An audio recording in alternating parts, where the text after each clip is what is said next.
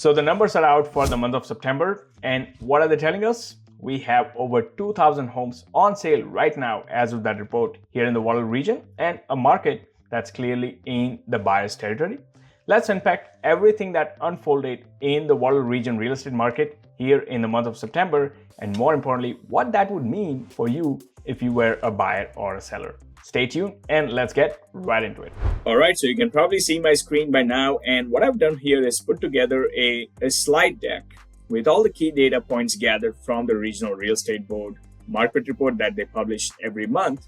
So if you want to dive in yourself in the actual report from the Waterloo Region Real Estate Board, I have linked it right below in the description, so feel free to check that out. Secondly, if you are new here, if it's your first time to this channel and you're wondering who am I, my name is Dharmik Dixit. I am a local real estate agent serving Kitchener and surrounding towns, and I do get calls, texts, emails from people just like yourself looking to relocate in or out of Kitchener-Waterloo, and I absolutely love helping those families. So whether you are thinking of moving in 9 days or 9 months, be sure to reach out. You can call me, text me, email me, or even schedule a Zoom call. All my contact info is right below in the description. I'll be more than happy to help you and family move in and out of Kitchener-Waterloo. So let's dive straight into this. Some very, very interesting things that happened for the month of September. So here is your market at a glance for the month of September. You can see just over 500 homes sold in the month of September through the MLS system. Now, if you were to compare with that of September 2024, that was down just shy of 5%. However, take a note that if you were to compare with that of, say, previous 10 years average for that of September, it's down by about 25%. Okay. Secondly, new listings, close to 1,500 new listings flooded into the market. Now, inventory is obviously up year over year by 11%. How many active listings we have with that being added? Well, we have well over 2,000 new active listings, so close to 2,100 homes that are currently out on the MLS system for sale as of this report. So that's a massive increase in the inventory, and obviously buyers do have a ton of options, and there are some great strategies that seller will have to play to navigate a market like this that is safe to say it's skewed towards the buyers. I mean, while we are here, I can just use my phone here and do sales to new listings. So you guys can do it, follow along as well. We had sales 502 homes sold, divide by new listing 1469 times 100. That's your sales to new listing ratio of 34%. I'm not sure if you can see my screen, but anything under 40% in theory, it's considered the market in the buyer's territory. 40 to 60 is considered what we call a balanced market.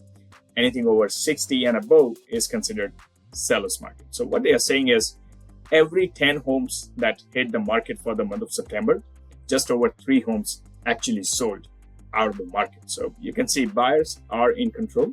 And I have been mentioning in my past videos as well that while many would like to call it a balanced market, but in reality it's a market fairly skewed towards the buyers, and they are the ones calling shots right now. At least working with many buyers in this market, I can say it's the buyers that are calling the shots in this market, not the sellers in most cases.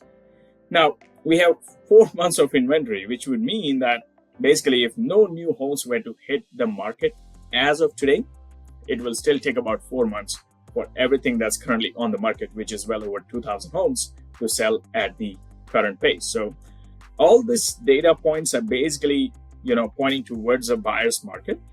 So let's look at what comprised of that sales volume. We had a good chunk of detached homes, followed by townhomes, just under 100 townhomes. I think 91 townhomes that sold, followed by some condos and semi-detached homes. Now, keep in mind, this is not the, change in the price, but it is the sales volume. So say when you look at semi-detached, positive 6.3% compared to September last year, what they are trying to say is we had a few more semi-detached homes sold in a given month of September, same period last year, compared to that of September 2025. So that should just give you an idea. And, it reflects the condo sales is down by a massive 13% compared to same period last year.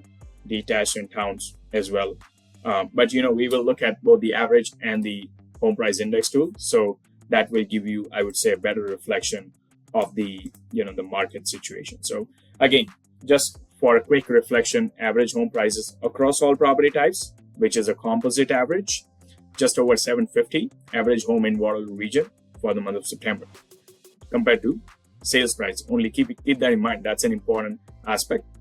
Detached average price was just over 850, town just over 600, condos closer to 450, and semi-detached 621 and change. So again, I'm not going to dive too deep into it because guess what? We are going to look at the home price index tool, which is the next slide. That's the gold standard to give you a true picture of what's happening with the prices and how they are moving. So let's look at this. Home price Kitchener-Waterloo, average was 673, and that tells you a much different story from what you will see here, 753. So for KW, it was 673. For Cambridge, it was just over 700. Now, this is what's important to note is that annual change, and that's what will tell you what's happening for each of the property types. So you can see in KW, there was an average, overall, a decline of well over 7.5%. If you were to compare with September last year, whereas in Cambridge, that decline is not as steep, you can say, but still, sizable decline of over 5% year over year for all property types. And if you were to break it down further, for single family homes, I feel like they are the ones that property type, single family detached homes, they have been one of the most resilient commodity in a down market like this, where, if you see overall change in price, they are the ones that have held, been affected much less than some of the other offerings like, say, townhomes or especially the condo apartments, right? And it's interesting to note that townhomes, in fact, have, experienced a steeper decline in compared to that of the condo apartment, despite being the fact that we have more inventory of apartments and condo than that of the townhomes in the region as a whole. But very interesting to see, and it'll be equally interesting to see how the market unfolds as we continue to see, the Bank of Canada rate cuts, and we're going to talk about it in a little bit as well, some of the economic drivers behind what's happening in the market. All right, so let's now look at the supply conditions for each of those property types. And this is going to be interesting because if you look at overall, we saw it earlier, like about 4 months of supply, right? Now, this is where it gets interesting. Detached homes have some of the tighter supplies, whereas condo apartments and townhomes have much higher supply than you would. So why I bring this up is because the way you would approach the negotiation would depend a lot on the supply conditions. Because just to give you an example, let's say if you are a family looking to buy a condo apartment, 2-bedroom condo apartment somewhere in KWC, the way you would approach those kind of properties is going to be much different in terms of your offer strategy and your negotiating tactics versus, let's say, if you are a growing family looking to buy a destination detached home in, say, Laurelwood, where the inventory is already tight and you are trying to negotiate with the seller. Because I'm not saying you can negotiate. You will still be able to get away with some really good deal, but the way you would approach the offer and your negotiating strategy will vary drastically depending on what property type is that you are planning to buy. So just keep that in mind. While overall market conditions do favor buyers, but within that market conditions, like depending on what property is the buyer planning to look into or planning to buy, turnkey homes, very well priced in a good neighborhood where fundamentals are strong. Even today, there are homes selling in multiple offers within a matter of days. So just keep that in mind. So overall, take it with a grain of salt, this high level data. That's why it's so important for you to kind of, nail it down, sitting down with a real estate agent and break this number down to see what they really mean and how they translate for you to your specific needs. Now, take a step further. On an average, how long it's taking? Well, we just talked about it. So in August, it was taking on an average 32 days. Same in September, that has not changed. We might see that going up, especially if the inventory continues to rise and sales levels continues to fall. But If you look at that of September last year, on an average, it was still taking about 4 weeks. So as a seller, this will be a good indication for you to be kind of, wary of that and be patient.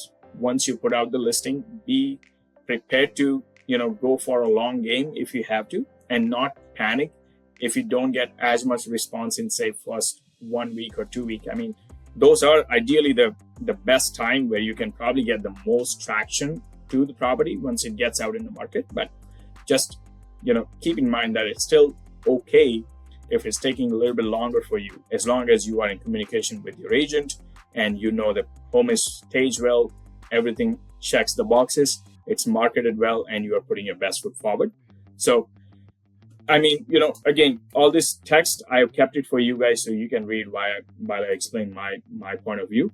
But, again, overall, it's okay if it's taking 2 to 3 weeks. And, for an agent, I think it's ultra important to set that expectation when you go for a listing appointment that, on an average, it's going to take about 4 to 5 months. But yes, we are going to put our best foot forward with the marketing, with the pricing, everything that we need to do to get the home ready, to get it off the shelf much quicker than that of 32 days. And I can tell you, there are homes that are selling much quicker than 32 days, even less than 2 weeks, even in today's market. Now, overall snapshot, sales to new listings moving in the opposite direction. We just talked about it, about 34%. That's in the buyer's territory. Condos and townhouses are creating more balance. So they are the ones, inventory for condos and towns is what's flooding into the market more than that of the detached homes. Again, we saw that when we looked at those months of supply and the new homes that hit the market. And as a result of that, detached homes, they have not experienced as steep of a price decline, and they don't have as sizable of an inventory. We'll see if that changes, but still, generally speaking, conditions are favorable for the right buyers in this given market. And it's also interesting, I kind of brought it up because I have been noticing the trend of the price decline. There's a difference between Cambridge versus that of Kitchener-Waterloo, where KW has experienced steeper decline compared to that of Cambridge. So it's very interesting to see that. But yes, there are some great neighborhoods in Cambridge where supply conditions are, I would say, tight. Not as many homes they do hit the market. And when they do hit the market, even in today's market, they do get off the shelf relatively quickly. So overall, I mean, the regional real estate board also made that remark, and they said we're kind of moving towards a balanced market, and obviously it's giving more options to the buyers with the continued rise in the inventories. Now, what the fall market holds for real estate based on what we saw so far? Well, here's the thing. I would say definitely buyers have more times and more choice. I mean, you can sleep over a house. Don't get into the multiple offer pressure. It's okay if you want to take your time and really, negotiate your way, even in the multiple offer conditions. And just make sure to put the conditions, because this market, even if you have 5 offers in a house, most of the sellers will be willing to work with an offer that has conditions. Do not get sold into, they have 4 offers and I don't think we're going to win an offer if you put a condition, because guess what? Next day, you might find out most likely that even that home with a 4 offer sold with an inspection or financing or both the conditions. So balanced condition encourage careful offers. So we are seeing some lowball offers these days, but again, work with your agent to see, like I said, depending on what you're planning to get, really get some relevant comparables in the recent times that will give you a clear idea on how you want to approach the offer from the price standpoint. And as a seller also, I mean, setting the right expectation for the seller from the get-go is going to be the key. And condos and towns, yeah, there are some great opportunities there. Is it something that worth getting into? That's arguable depending on who you ask, but especially condominiums, I would say if your budget does allow you, then you should rather go for at least a townhome, ideally or preferably a freehold townhomes. But generally speaking, if you look at purely based on the prices and the amount of inventory, what I'm trying to say is generally there are a lot more options for the buyers to really pick and choose what they really want. So yeah, to each families, they will have to go by what suits their needs. So yeah, there are families still buying condos to this date, and that's fine. The problem is with those cookie cutter condos with say 300 or 400 square feet of total living space, and they'll try to fit into one bedroom or a studio apartment. And those are the ones I would never recommend for any buyers to get into. But yeah, good layout condos do exist, some of the older buildings, which are well maintained. And you know what, if that's your budget allows and you feel like that's the right thing for you to do, then just know that there are some great opportunities that exist for you. It is taking longer days. So like I said, accurately pricing is going to be critical. You can't just play around, because that's only going to prolong your time in the market and might make buyers think that, you know what, the price is not right. And, you know, that's why it's taking long for your home to get off the shelf.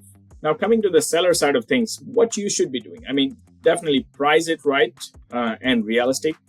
Be leading with that clarity is going to be of utmost importance for you as a seller about your price, about your expectation, about how you want to present the market and who you want to work with. Like, have absolute clarity, because this is not the market where you will play around and get away, or, you know, it's, I would say, unforgiving market in many ways, where working with the wrong agent or pricing it wrong or not marketing properly will not help you much in a given market like this, where there is ton of inventory. Now, of course, it kind of encompass all of it, like proper presentation, marketing, being flexible with the showings as much as you can, right? I know there are young families with kids. It's not as easy to just get out of the house when there's a showing request on a weekend or evenings, but I would say try to be as much flexible and available for the showings. And yes, try to put your best foot forward, because only the intentional sellers and the agents will get the home sold. Just putting a sign out, as I mentioned earlier, is not going to help you much in a market like this. At the end of the day, after all the time and effort you and your agent put into it, guess what?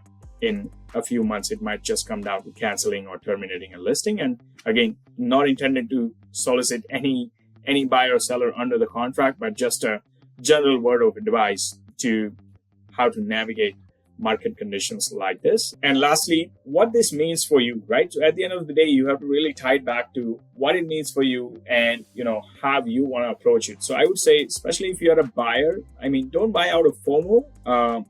Market conditions are going to continue to be this way, I feel like, for a good amount of time. But having said that, you don't have to wait for the market to bottom out, because honestly, I don't know, or anyone that tells you they know are lying, because it's impossible virtually to know exactly when the market will bottom out. What I can tell you is, if you are a buyer who is planning to live in the house for at least 5 years or longer, then there is no need for you to time the market, because it's going to be your primary home. Secondly, you have to see that you are financially and emotionally ready as a family to make a call, because I'll give you an example. My recent client was first-time homebuyer couple expecting their first baby in the month of January next year, and they were running out of space where they were renting a condo in the uptown Toronto, and they had no option but to move in somewhere where they have bigger space with a growing family and their in-laws coming from back home to help them with the first baby as well. So you have to see what your personal circumstances like, but if you have job uncertainty or if you don't have enough savings besides your down payment, then I would say don't get into the market. But overall, if you feel like you are emotionally and financially ready, then there's no right or wrong time. You have to see what fits your family's needs, and that's what I'm here for. So feel free to reach out. If you're not sure, I'll be happy to have that candid dialogue with you. You can reach out to me. All my contact info is right in front of you. And in fact, it is in the description below as well. And I will continue to do this, market updates every month as the new data comes out. It's going to be very interesting how the rest of this year basically unfolds for the real estate market. But until next time, I will continue to show you guys around the town.